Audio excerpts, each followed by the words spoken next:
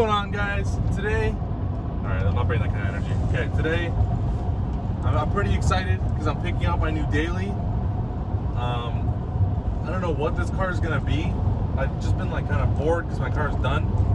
So we're on our way right now. We're about 2 hours away from our house to go pick up this new undisclosed car. You'll see it later in the video, maybe in the thumbnail.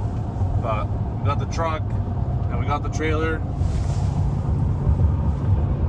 We're on our way there. We're about 15 minutes away, so we should be pulling up to the guy's house. We won't film any of the interaction just because, you know, for the guy's privacy and stuff like that. But we'll film us like loading it on the trailer, and then if we can bring it to like a little undisclosed area that's like a private road and test if the car works. Yeah, works. All right, next clip should be us reviewing the car. If it's clean, otherwise this is never going to be a video. Yeah. If it's clapped, it's not getting picked up. You know, like rust. No rust. There's rust on it, I'm done. There is a little schmeckle. Okay, a little. We'll show the schmeckle later. Yeah. All right. Okay, so we secured the bag. The car is not rusty. And here is my brand new to me 2003 330 Ci, baby. I've always wanted one of these. Been on the hunt more lately because I've just been bored. I have nothing to do. But it's a high mileage, 300,000 kilometers, but it is very, very Is it good. open? It is not. Let me unlock it. If I don't have the keys, yes I do have the keys. It's a little muddy. Muddy, yeah, the drop. Oh, nice.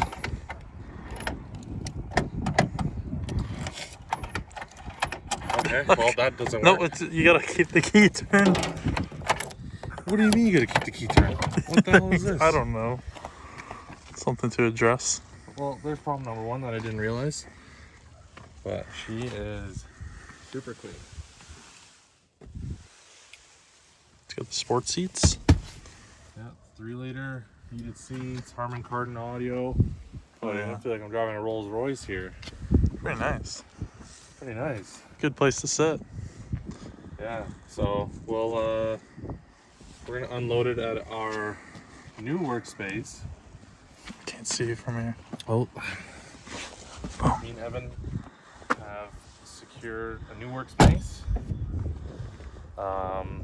We're gonna show it in this video? Yeah, might as well. We'll be dropping it A little off bit? there. Yeah, why not? It'll be dark, We'll but show it. It might be a little dark out, but that's what this is gonna live for now until it gets registered and brakes and stuff like that.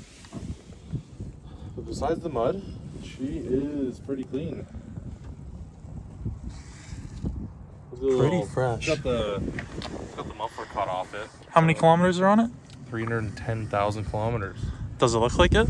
No, it Not at looks all. like it was driven out here, so that's a lot of commuting, I guess, right? Yeah.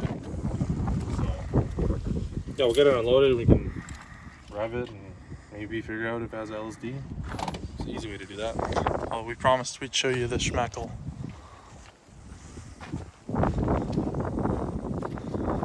That's the schmeckle. It's pretty small. I have a hard time sleeping at night knowing that it has that. Just kidding. Take care. The rest of the arch is clean, dirty, but rust-free, really clean. Even back here, all the way. Like, it's nice. The whole thing feels good. Looks good. Whole thing. Yeah. All right, let's hit the road.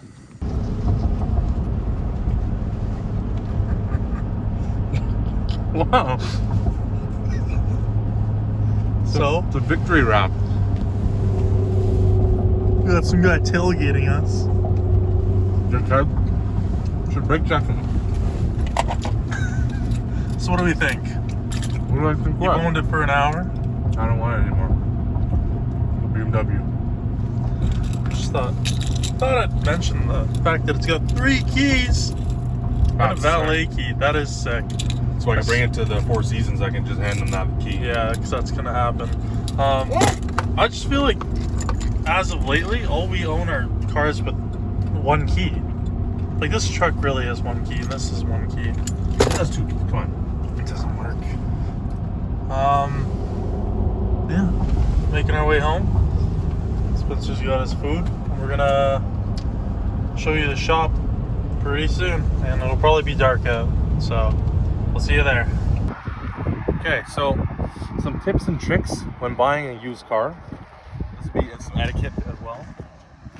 So first of all, obviously establish and read the ad that the person has posted.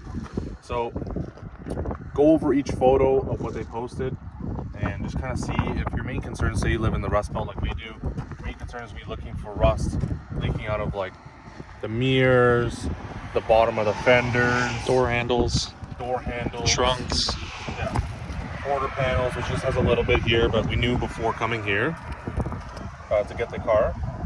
And then other than that, then establishing the body, what you want to check is everything that they wrote in the ad. So he told me that he replaced some suspension parts in the front, which we went and then confirmed that they were changed, and then he noted in the ad that the brakes needed to be done. So you can see the brakes are pretty rusty, so he was honest about that. So fully well knowing, like, I know that I can change the brakes and get the brakes going, but that should be something considered, that if you are getting a car and the brakes are shot, that is a negotiation point if they didn't mention it already in the ad. So then furthermore going, what you want to make sure is check the car over for any sort of accident. What you can actually see here is the car has been tapped in the rear lightly from another car, because these two separated holes here are actually from someone's license plate holes. So someone has like that, but on the front bumper. Exactly, someone has tapped this here, but again, it only left those little imprints, so it didn't damage anything behind the bumper, just the plastic cover. So then going inside the car,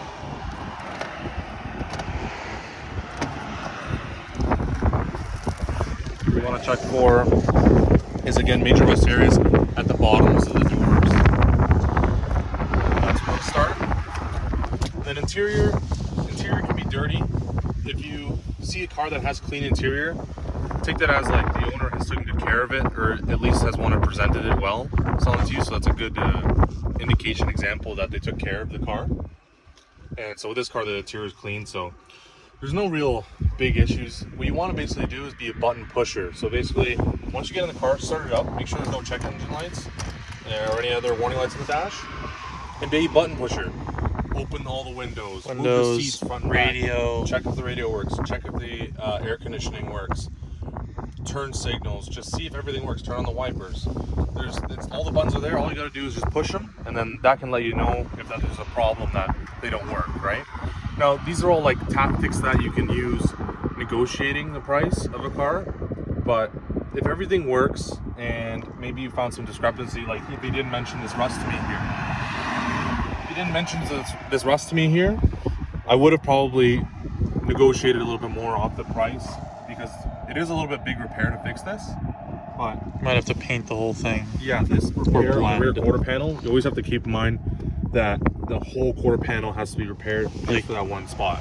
If it was on the fender, you could just buy a fender, an additional fender, put it on, bolt it on. This is attached to the car as part of the unit body. So then other than that,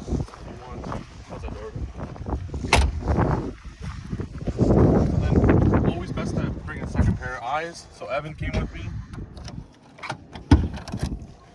And then, so we'll go under the hood. Everything interior checked out on this thing. So just things under the hood is, be wary of when they start the car up prior to you coming, so the engine's already warm.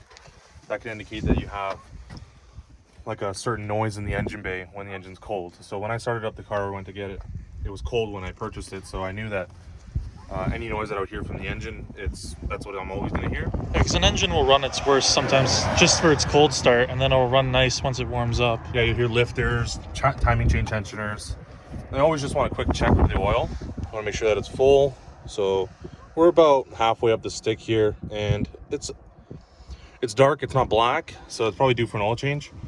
But you can't expect every car to come with a fresh oil change.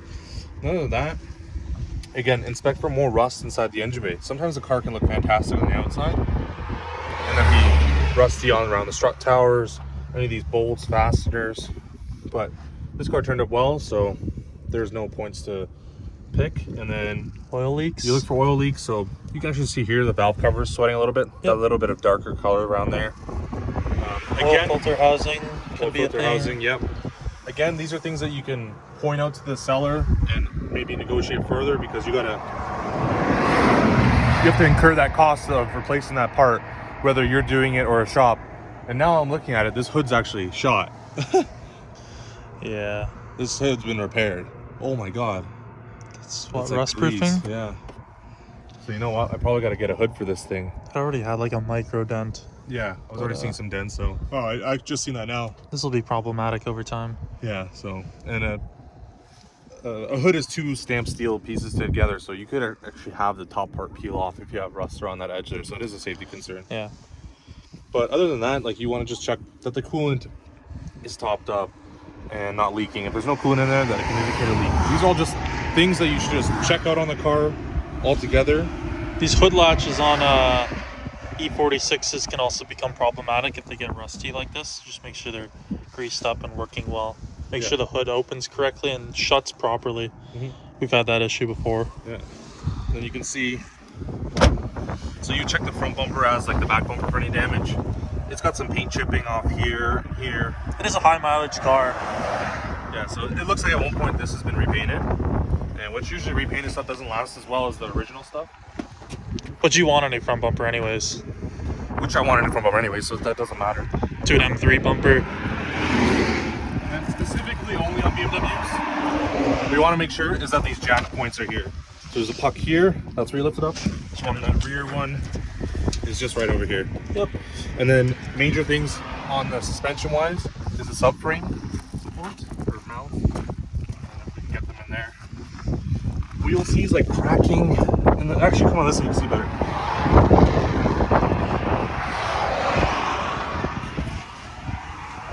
So right up in here, at the top there, you'll see some cracking or rust or anything like that. Nice muffler delayed, eh? So yeah, and obviously this car's missing a muffler, which he told me before I showed up. So again, not anything that I can negotiate off of. The car was exactly how he said in the ad. So once I talked the price over the phone with him prior, there was no need to negotiate any further. It's pretty bad etiquette, I think, when people talk price over the phone and then they're not honest about that price when they go meet it in person. Some people, it just seems like nowadays some people don't have buyer's etiquette when they're coming to buy cars or parts or anything. Anything, it could be a dresser, and some people just have no etiquette or no respect for the person selling it. I'm a big fan of negotiating in person. I hate the messaging on Facebook Marketplace because people can throw out whatever numbers they want, but if they don't have cash, it's not legit. Yeah, exactly. Yeah, people like to talk online, but once you bring cash in hand with you to a deal, it speaks a lot more when you're negotiating to somebody, because you're willing to take the car right now and give them cash for it and get it out of their hands, right? Yeah. Where over the phone, it's just words you're telling them, right? It doesn't cost you any money. So that's it. Those are just some couple of things. And obviously a major thing in the rust belt is look underneath for rust. Yeah, and you can see the frame rails on this, for especially being a high mileage car. Not too bad at all. Pretty fresh. Yeah. Stoked about that. This is well taken care of. Yeah. Apparently not winter driven. Is that what he said? In his ownership, it probably was. Yeah, let's be honest. It's 2003, so it's just a 330i. Yeah, so we pulled up on the side of the road because we're losing daylight, and we just wanted to film that, let you guys know that before it's dark. The next clip will be us unloading it and just put it in its resting space for now until we get some brakes and get it safety and stuff like that. All right, we'll hit the road. Okay, we're here at the shop. Oh my God, this stupid thing. Here at the shop, gonna get this thing unloaded. Then we'll put it away in its little hidey hole for now. And that wraps up this video. Should have more projects coming on this. Not right now. This summer we'll pretty much be driving around stock.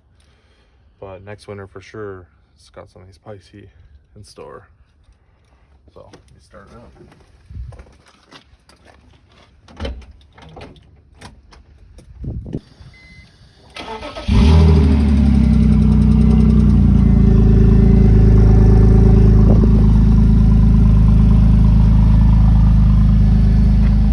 No lights on the dash.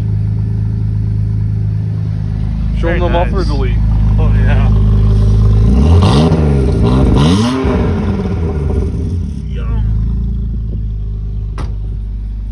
Alright, Let's get unloaded. there she goes. That's great. Okay, please hit them with the sequential turn signals. This is the worst part of the car. Oh my god. What do they look like? Yikes, man. Who put Oh! these on? Who put those on? Oh, Jesus. It's misfiring. Really? Oh, it absolutely is.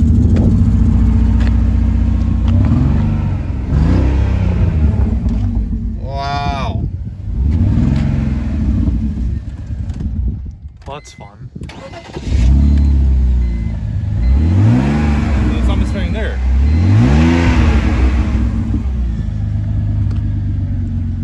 Okay.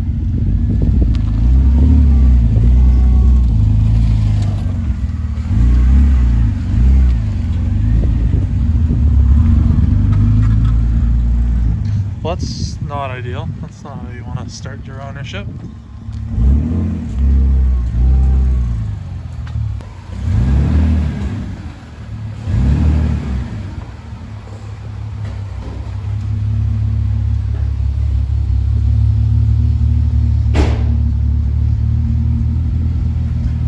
Looks good in there.